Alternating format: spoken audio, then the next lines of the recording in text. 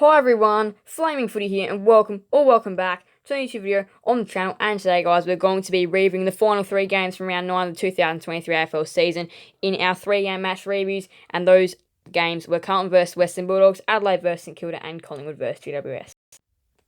Alright, so we're winding back to the Saturday night here. Last night, Carlton vs Western Bulldogs at Marvel Stadium, and this was going into the round, probably and possibly the game of the round. And yeah, this didn't quite reflect what we saw coming. It was the Dogs by 20 in the end, 8-11-59. Carlton, Western Bulldogs 11-13, 79. Dogs on by 20 in the end. Oh, I thought this would be personally a lot closer game, but look, the Dogs, they are showing some good signs, and I feel like they're right up there this year as one of these sides, one of the better sides in the competition. After their first 2 rounds weren't great, from there they've really improved, and they're on a nice little streak now. They've lost like one of their past 5 or 6 games or something.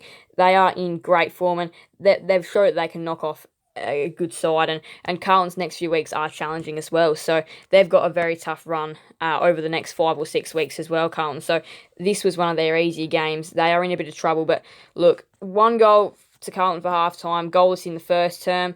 That's where the Dogs got off and running, was in the first 2 quarters. 2 goals to 4 term is what saw the Blues come back and have a bit of life in the 3rd quarter.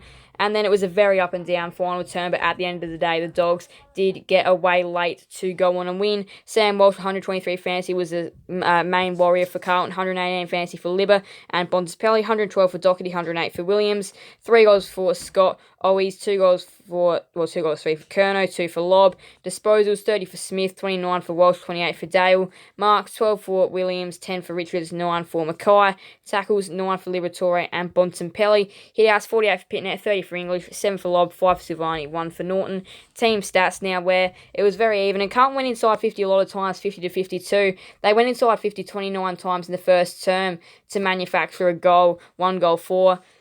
They were pretty disappointing when they went inside 50 in that first half, way better in the 2nd quarter. And then the Dogs, they did make the most of their chance in the first half, and then again, a little bit wasteful in the second half. But clearances, 36 to 44, 6 to 8 centre, 30 to 36 stoppage in favour of the Doggies. 86 to 101 marks as well for the Dogs, 14 to 11 marks inside 50 for the Blues. The Dogs did lead for most of this game, and after 51 to 64 tackles, and after they did get out of the blocks early, did deserve to win. It was still a relatively close game before the Dogs got away late. They did limit the influence of Charlie Curnow and Harry Mackay. This does start a very rough patch coming up, a very hard fixturing patch coming up for Carlton. But yes, it was the Dogs by 20. Now to the first game today, Adelaide vs St Kilda at the Adelaide Oval. The first game of Mother's Day. There's only 2 games on the Mother's Day. The second one, Collingwood vs Giants, which I'll be hopping into that game after this one. But anyway, though, Adelaide by 52 in the end. Adelaide 19-7, 121. St Kilda 10-9, 69.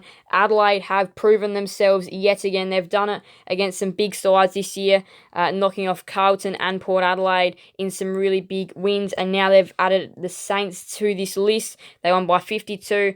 Adelaide Oval is proving a fortress, and they absolutely destroyed the Saints by 52 points. 6 goal to 1 first quarter. That is where the game was well and truly won for them anyway. Second quarter was definitely Saints. It was 4 goals to 4, but the Saints did look way better and had Adelaide defending most of that term. Third quarter, 5 goals to 2. That's where the Crows got back off and away, and by 3/4 time, the game was over. They went in with a 40-plus point lead at 3/4 time, and the game was over from there. 4 goals to 3 final term. Adelaide continued on to extend that margin. So we'll go to player stats now. 121 fantasy for Smith, 116 for Dawson and Marshall, 109 for Wood, 107 for Scholl and Murphy, 101 for Laird, 100 for Paddy Parnell, including an absolute ripper of a mark. Goals behinds, 5 goals straight for Walker. He was absolutely amazing, still showing how important he is to this Adelaide side. 3 goals for Higgins, 2 goals for Camantina, who's quite important to the Saints. 2 goals for Fogarty, Rankin, Pedler, Wood as well. Disposals, 33 for Dawson, 32 for Smith, 30 for Crouch. Marks, 11 for, well, that'll be Brad Crouch. 11 marks for Wood, 9 for Parnell, Smith, Butts. Tackles, 9 for Laird, 8 for Sloan, Murphy, Marshall, Ross. Hit-outs now, 49 for Marshall, 39 for O'Brien, 9 for Thilthorpe, 1 for Owens. team stats now, where the Crows had a heap more footy, 441 to 349, more kicks, more handballs, and +4 inside 50. So not a big difference in the number there, but Adelaide very efficient, 64% efficiency going inside 50. Clearances 43 to 38 in favour of Adelaide, 31 to 23 stoppage in favour of Adelaide, but 12 to 15 centre in favour of St Kilda. Adelaide had heaps more uncontested footy, uncontested, +8 contested, and nearly, I think, +94 uncontested, which is a big number. Adelaide took way more marks as well, 126 to 78, including 11 to 7 contested marks. Adelaide did lead for most of this game, and they really are showing that the Adelaide Oval for them this year is a fortress, and they are definitely a contender for the top 8 this year after this strong showing.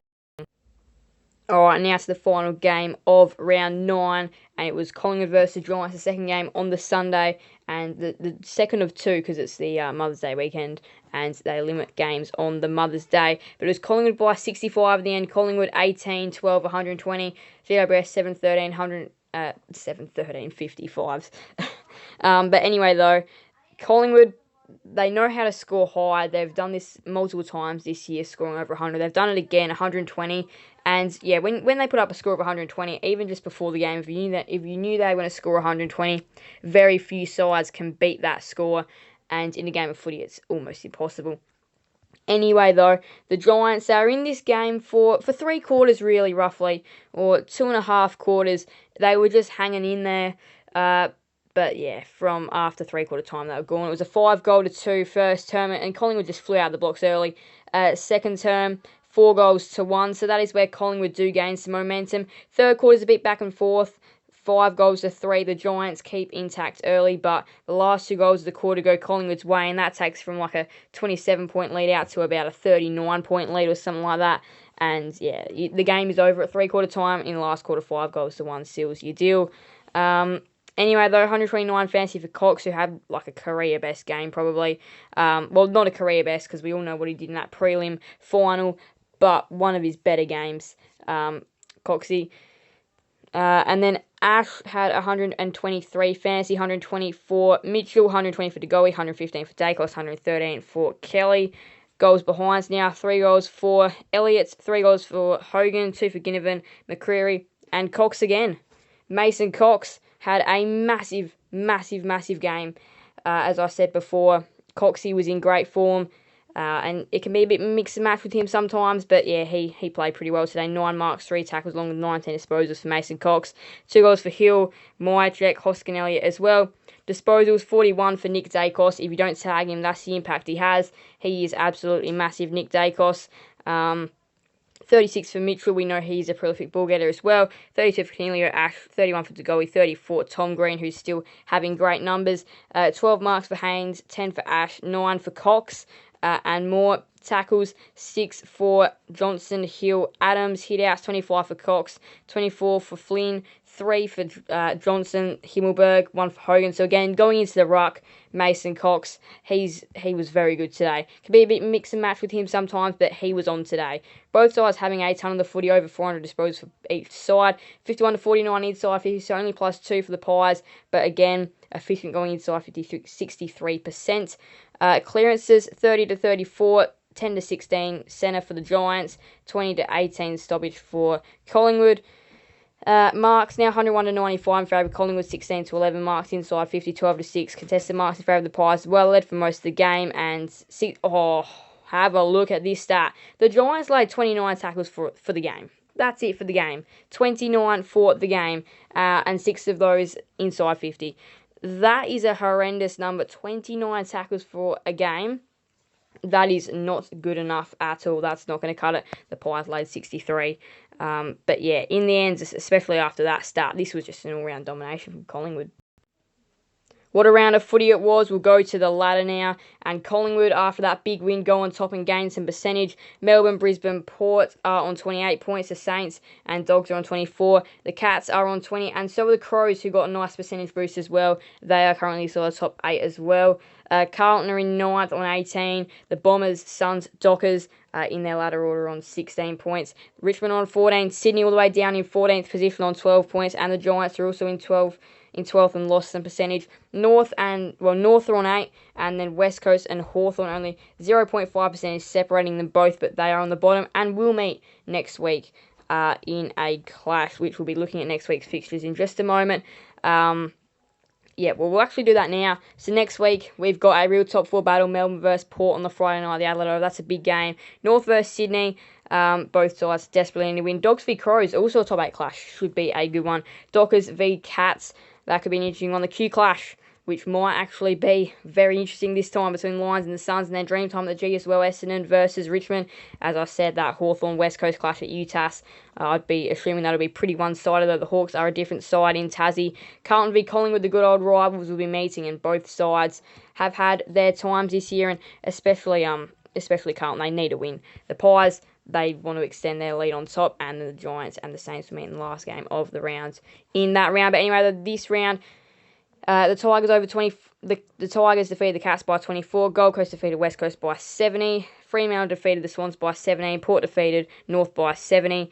Melbourne defeated Hawthorn by 54. Brisbane defeated Essendon by 42. And then this 3-game match reviews: Dogs over the Blues by 20. Crows over Saints for 52. And Collingwood over the Giants by 65. Thank you guys. It was so much watching. Make sure to leave a like and subscribe to hit that notification bell. Sending you guys an another video on channel. Thank you guys. It was much. Bye everyone. Flame for the out.